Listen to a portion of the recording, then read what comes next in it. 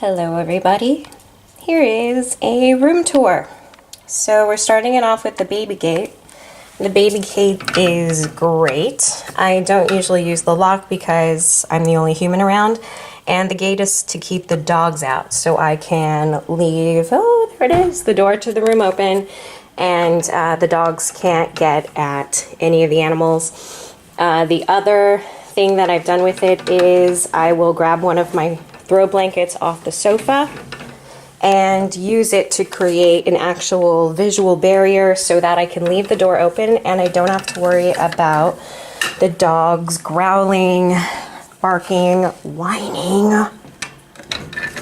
about the chinchillas. They can't see the guinea pigs from outside the room really, so they're not as interested in them, but yeah, there I closed her off. I cut you off. I cut you girls off, so sorry. I'll see you later, okay? They're like, you are neglecting us again, you horrible woman. So instead of a folding table, there used to be a heavy desk here.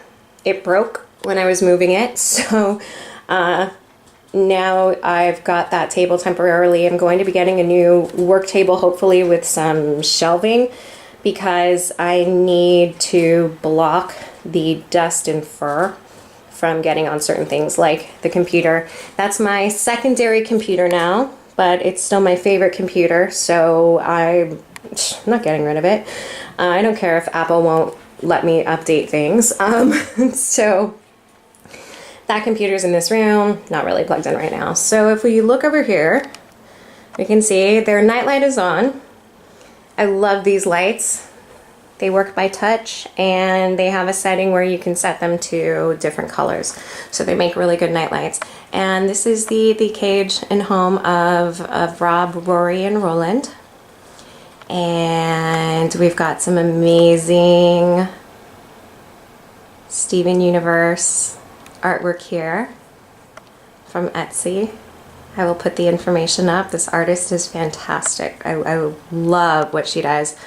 If I were to get more tattoos, this is definitely inspirational flash right here.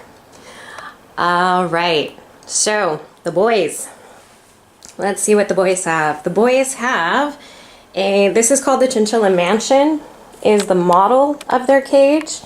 And it actually is, it looks smaller than other cage models, but it had some advantages that I was really into.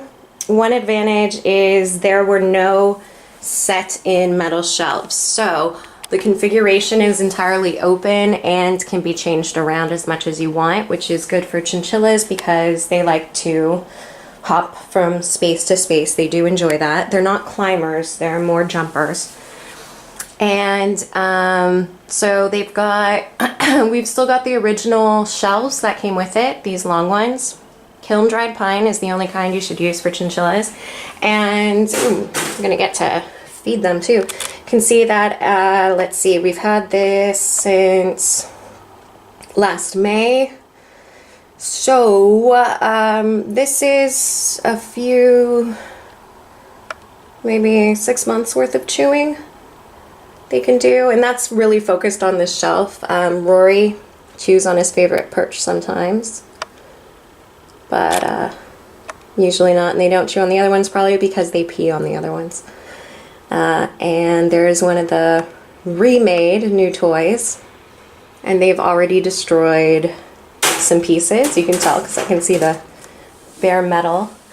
Their second food dish, lava perches. These are great because they're like pumice stones, and chinchillas need to constantly wear down their teeth, and their teeth are sturdier than guinea pig teeth. So while some of the things that they chew on, the guinea pigs can use as well, like these apple twigs, the balsas and other rock type chews are definitely only for the chinchillas. Everybody does have the same brand of water bottle. It just happened that way. And these guys do have a playpen that is open almost 24/7. The only times that I close their pen is when I'm doing the cleanup. And the cleanup consists of them going in their cage, we closing that door at the bottom, pulling that away from the cage, folding it up, wrapping, you know, picking up the big pieces and then wrapping up the blanket, taking it outside, and I dump it in the trash can and then throw it in the wash, and it's really simple, and I recommend that. Chinchillas love, at least my guys do, and I'm gonna guess most do. Hi, sweetheart. Hi, Rory. Rory's never down here. He's usually way up at the top being Batman. One thing that my boys love to do is they do love to run around and hide in things. So after I noticed they really like going inside the little cubie hides I had for them, after I got the idea for doing a playpen, I picked up a cat tunnel, and the cat tunnel is great. We love it, don't we? You're like, don't look at me. Why are you bothering me? Why are you here? They're so cute. So there's a destroyed toy right there. That toy lasted a really long time, and no, that lava piece right there wasn't round when we started. It was a lot larger. Now, a chinchilla will always be interested when they see your fingers because they want you to give them food. And they're very good at begging because they know, well, I don't know if they know how cute they are, but they know that humans are susceptible to their looks. And it's very tempting to give them treats. And unfortunately, these boys were raised on two things that they were raised on I find disturbing. They were always fed rabbit pellets, not chinchilla pellets, because the rabbit pellets were cheaper. I wasn't going to keep that up. I don't think that's okay. You really should buy exactly the formulated food for your rodent pet that is designed for that species. They all have different nutritional requirements, and you can't mix them up. Rabbit pellets and chinchilla pellets have different ingredients. Guinea pig pellets and chinchilla pellets have different ingredients. They have some things in common. We've got the orchard grass in there right now because we had treat grass yesterday. The chews that I make, the toys I make for the guinea pigs or buy for them are very similar to these. Again, they just don't have this extra hard stuff or the coconut. Are you interested in that now that it's moving? Is that more fun for you? Now that it's doing something? Yeah?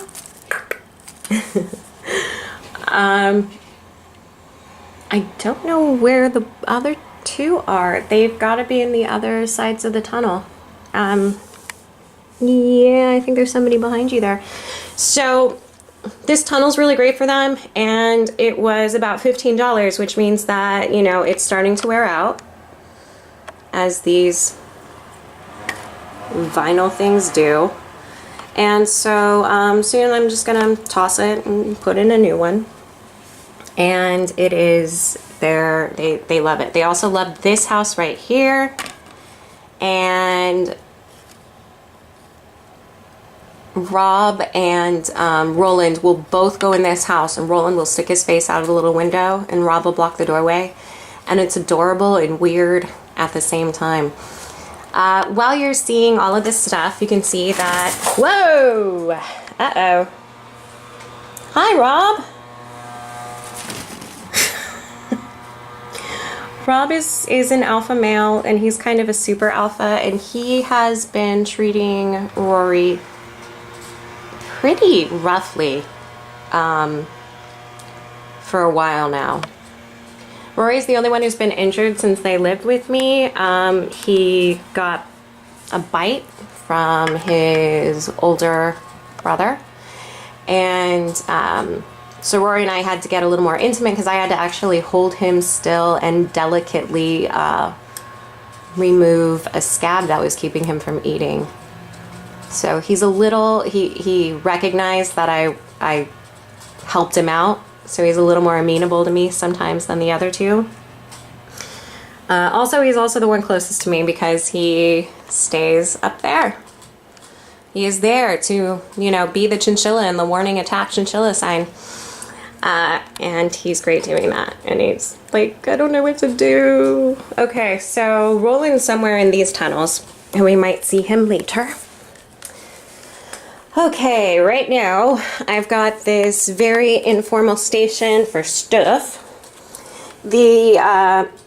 Both animals have home mixed cleaners. The guinea pigs is a vinegar mix, and the chinchillas is a bleach mix, because this goes on the wood where they urinate. And another thing I do to clean that is I actually do sand it with sandpaper to get some of the nasty layers off. And that's what you get with chinchillas. With chinchillas, you do not get to have cute fleece covered shelves. You have to have plain kiln dried pine wood, and that's what you get. You also have to have very small mesh cages. So there are two aesthetic reasons why chinchillas are not the most beautiful pets to necessarily have, although their individual gorgeousness is without doubt. So here I've got the cleaners. I filled that bottle with the pitcher with water from the fridge for their bottles, because I give them filtered. There's our coconut oil, which is an essential if you have guinea pigs or chinchillas. You want coconut oil. With chinchillas, you can't get their fur wet.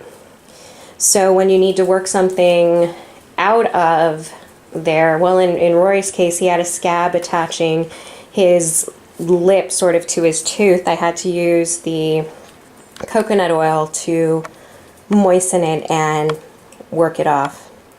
So we've also got the chinchilla bath stuff, some of our cleaning supplies. The paper bags and plastic bags are full of chinchilla treats, and those are things that I mix up for chinchilla scratch, which is mainly dehydrated vegetable soup, rolled oats, and rose hips.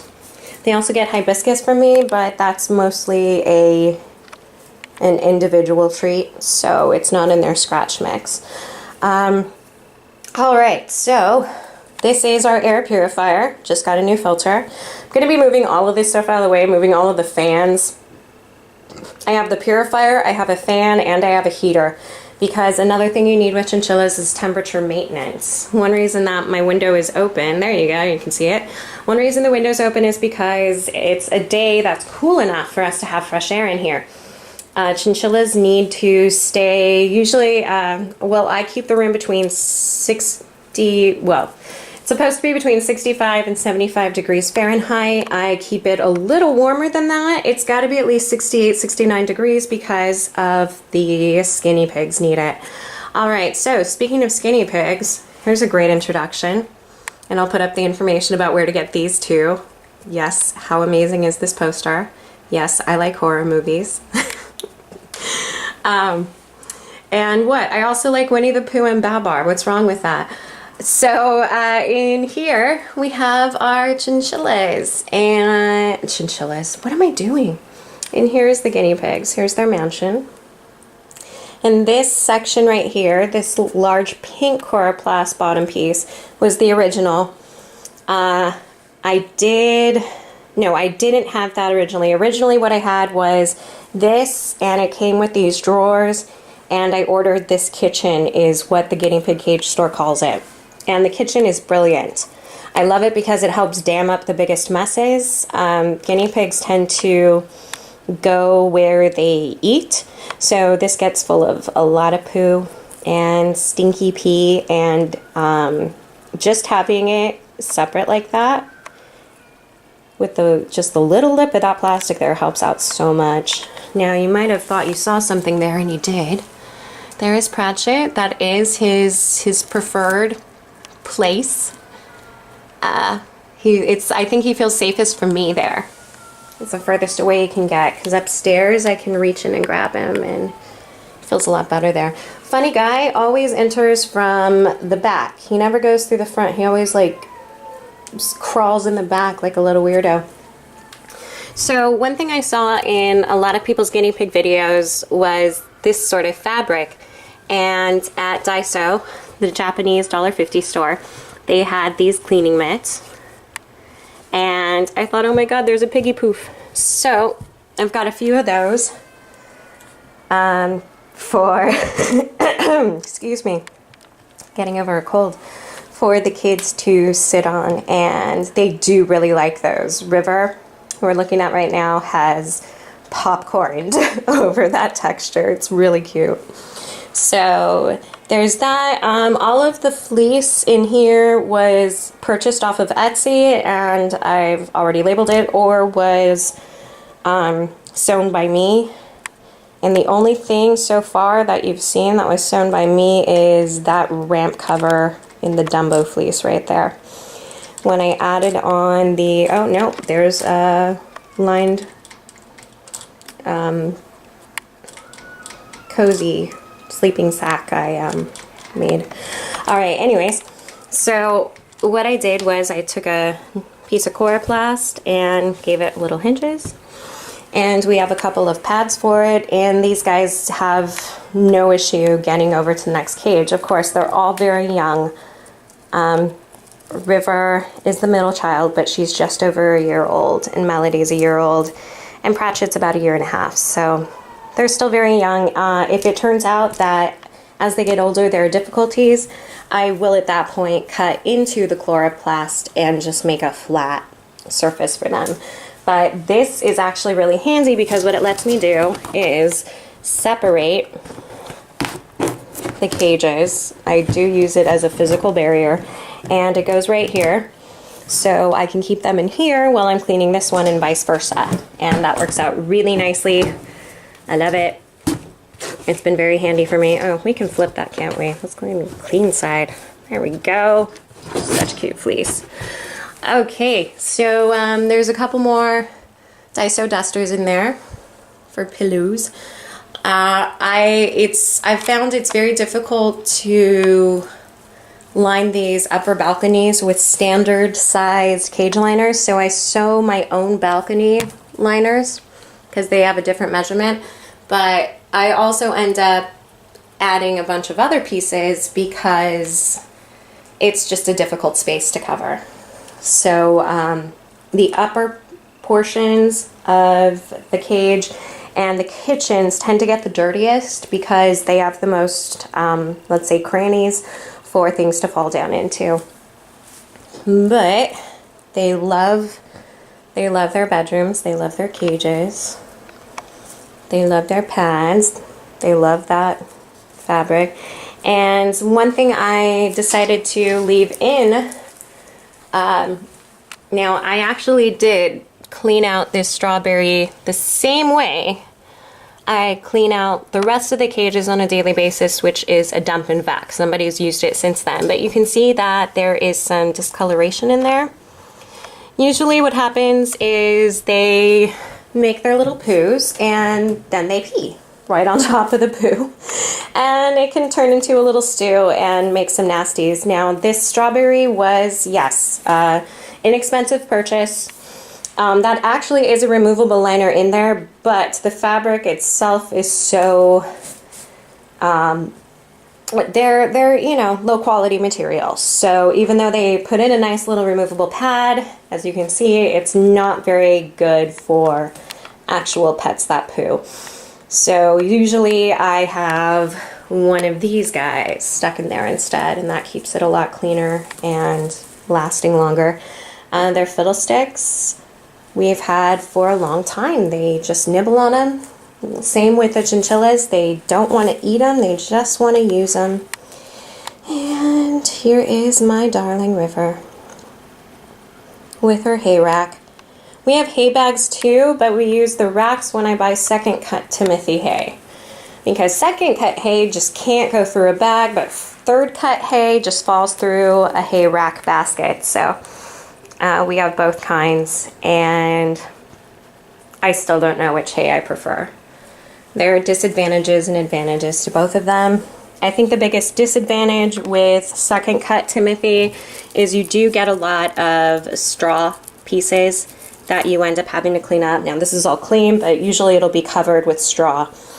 But on the converse, third cut, is really dusty, and there are so many tiny, minuscule little pieces that are just wasted. So I guess it's really which you are more willing to put up with, and it probably has to do with allergies. If you are allergic to grasses, I don't recommend getting third cut hay because it is, well, it's always going to be airborne.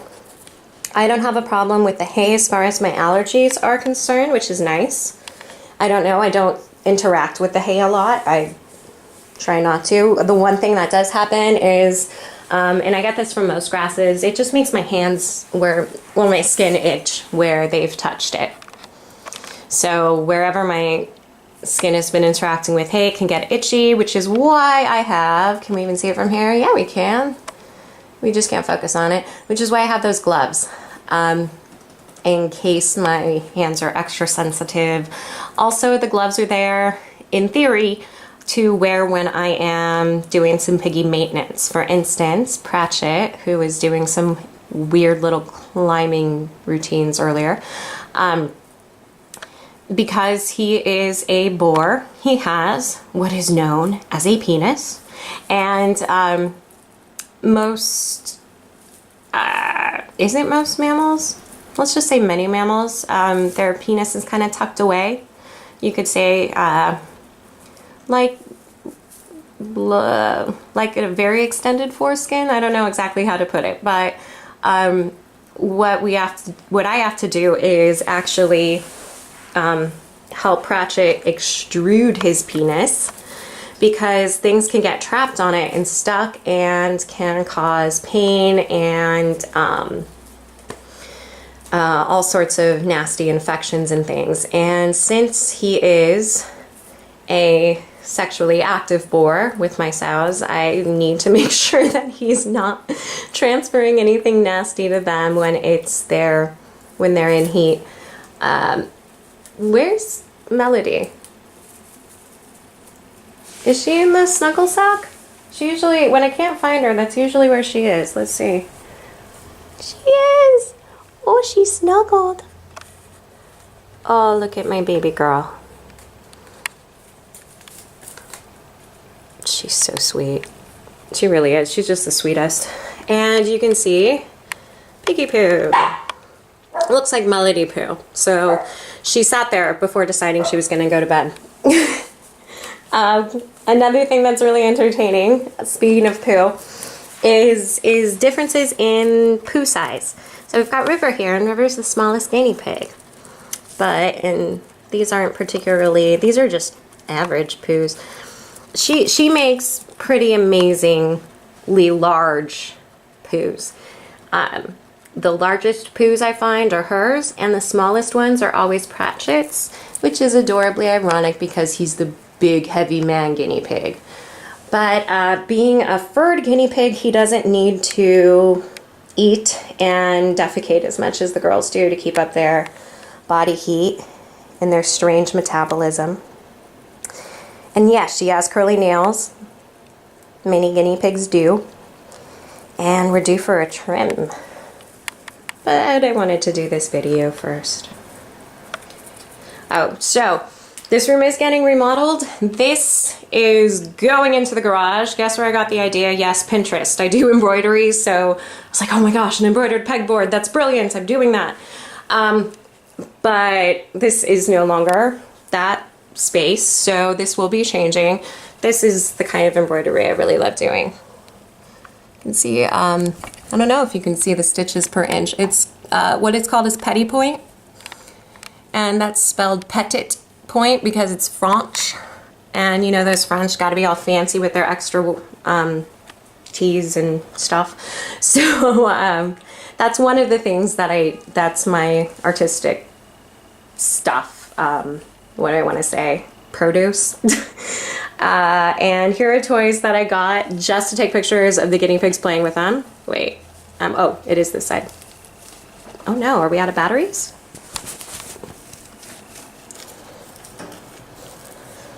Oh my god, you guys, the TARDIS is broken.